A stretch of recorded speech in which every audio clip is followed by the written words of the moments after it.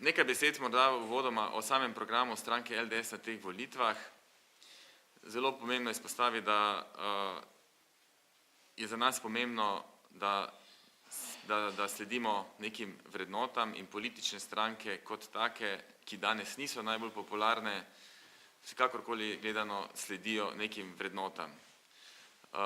Tega verjetno ni zaslediti pri raznoraznih novoustanovljenih političnih tvorbah, medtem ko stranke pa vseeno sledijo bodisi konzervativnim, krščansko-demokratskim, bodisi socialnim, bodisi liberalno-socialnim vrednotam in pri LDS-u je zelo pomembno, da smo zvesti liberalnim vrednotam in da so za nas temeljne vrednote pravičnost, demokratičnost in svoboda.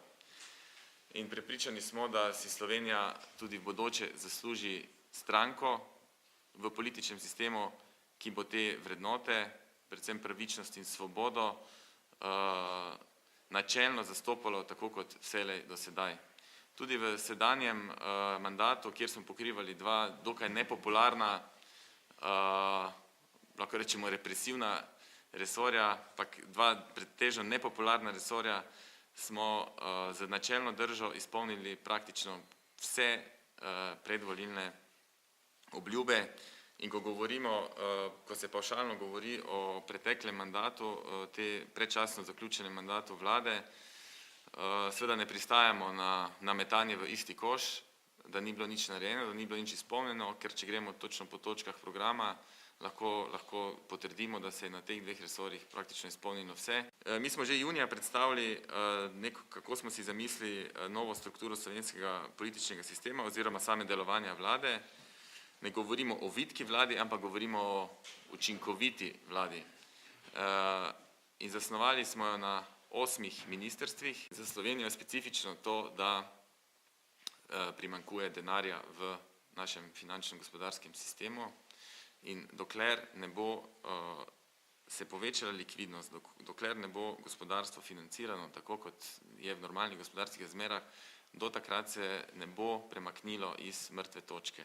Spremenili bomo zakon o javnih naročilih in prostorsko zakonodajo, da bomo lahko investitorjem, ki so pripravljeni vlagati v Slovenijo, omogočili nakup zemljišč ali pa dostop do stavbne pravice po pogojih, ki so boljši od tržnih. V mariborski volilni enoti pričakujemo